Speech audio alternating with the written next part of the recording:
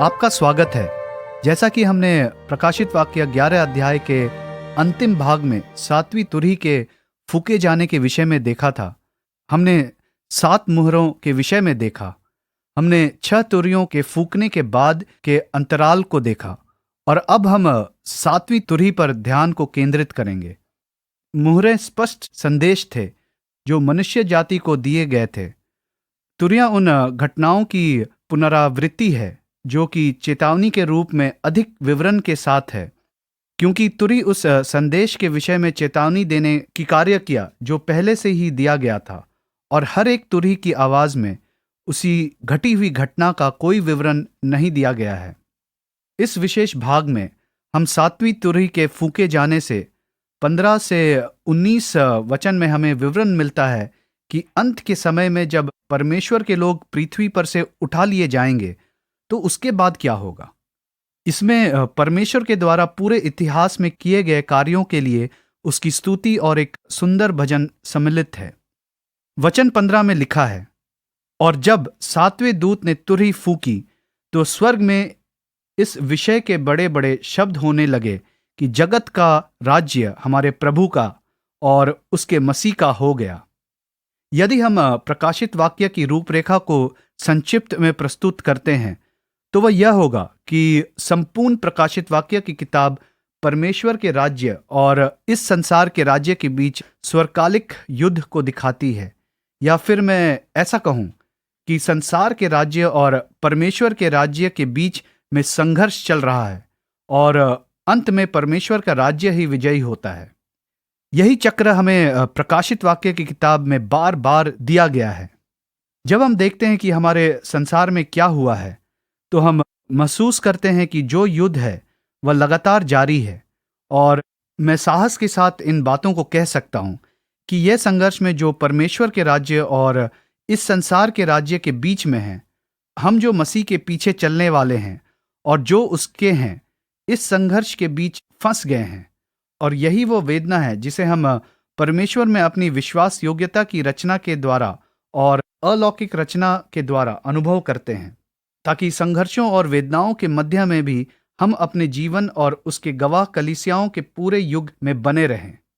जैसा हमने पिछले भाग में देखा, गवाहों को गवाही देने के कारण सताया जाता है और गवाही देने के कारण यह सामान्य है।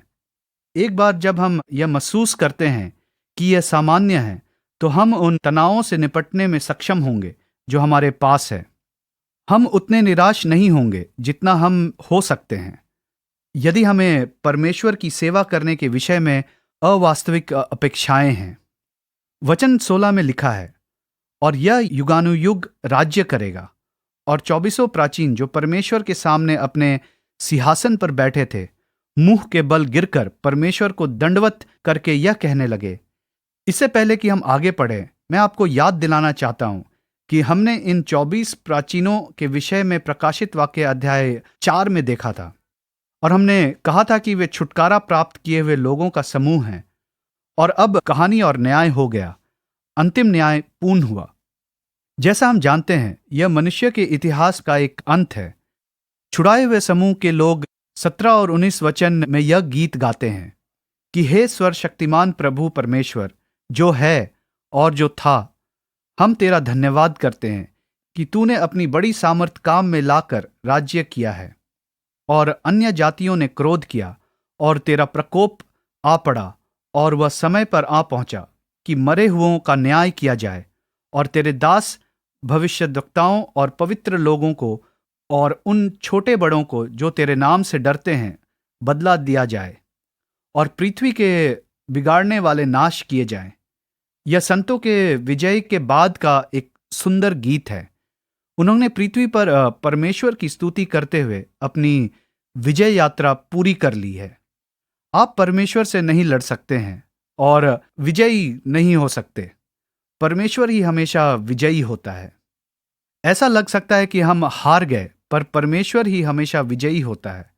और वे लोग जो परमेश्वर के विरुद्ध लड़ने की कोशिश करते हैं, वे पूर्ण रूप से हार गए हैं, और परमेश्वर अपने नबियों और संतों को जो उसके प्रति विश्वास योग्य हैं और उसके नाम और उसके हाथ से लिपटे रहते हैं वह उन्हें प्रतिफल देगा। हमारे पास महान संतावना है कि हमारे पास वह है जो परमेश्वर का है। एक ऐसा दिन आ रहा है जब सारे संघर्षों का अंत हो जाएगा, दर्द दूर हो जाएगा और हम राज्यों के राजा और प्रभुओं के प्रभु का गुणगान सदा सर्वदा करेंगे। 11वें अध्याय के 19वें वचन के अंतिम भाग में लिखा है, और परमेश्वर का मंदिर जो स्वर्ग में है वह खोला गया, और उसके मंदिर में उसकी वाचा का संदूक दिखाई दिया, और बिजलियों और शब्द और गर्जन का भूइंडोल हुआ, और बड़े बड़े ओले पड़े। यह पुराने नियम के समय की याद दिलाता है जब वाचा का संदूक परमेश्वर के लोगों के साथ परमेश्वर की विश्वास योग्यता और परमेश्वर के लोगों का उनके स्वर्गीय पिता के साथ उनके घनिष्ठ संबंधों के विषय में याद दिलाता है। अब उस इतिहास का अंत है। जैसा हम जानते हैं कि इन संतों ने और छुड़ाए हुए लोगों ने परमेश्वर के संदूक को देखा है, जो उन्हें उस सिद्ध घनिष्ठता की याद दिलाती है जिससे हम आनंदित होंगे जब हम परमेश्वर की उपस्थिति में सदा सर्वदा रहेंगे। और उसके बाद बहुत गर्जन, बिजलियां और बड़े बड़े ओले का गिरना और भूइंडोल महान अंतिम न्याय का चिन्हित रूप है जो संपूर्ण संसार पर अवश्य आएगा, जिससे बचा नहीं जा सकता है। लोगों का इस विचार के साथ जीना मूर्खतापूर्ण है कि वे जो कुछ भी करना चाहें कर सकते हैं और बच सकते हैं। बाइबल बार बार परमेश्वर के लेखे और न्याय के विषय में बताती है। जब हम प्रकाशित वाक्य की पुस्तक को पढ़ते हैं तो कई बार हम सवाल कर सकते हैं कि ऐसा क्यों है कि परमेश्वर के न्याय के विषय में बहुत लिखा गया है। दरअसल परमेश्वर की दया और अनुग्रह के कारण परमेश्वर के न्याय के विषय में ज्यादा कहा गया है। वह चाहता है कि हमारे पास एक निर्विवाद सबूत हो कि यह उनका न्याय वह करेगा जो लोग परमेश्वर से दूर चले जाते हैं। परमेश्वर न्याय नहीं करना चाहता है, इसलिए वह चाहता है कि हम उसकी आज्ञा मानने के द्वारा उसके न्याय से बच जाएं। उस अंतिम न्याय के समय जिससे बचा नहीं जा सकता, जिसका उल्लेख बार बार प्रकाशित वाक्य की पुस्तकों में लोगों को चेतावनी देने के लिए किया गया है कि इतिहास के पूर्ण अवधि में परमेश्वर अपने हाथों को फैला के प्रत्येक व्यक्ति को बिना भेदभाव के अपनी उपस्थिति में स्वागत करता है। सब उसके पास आ सकते हैं, कोई भी उसके पास आ सकता है, और यही प्रकाशित वाक्य का संदेश है। हमें यह कभी नहीं भूलना चाहिए कि अच्छी खबर यह है कि यीशु हमें बचाता है।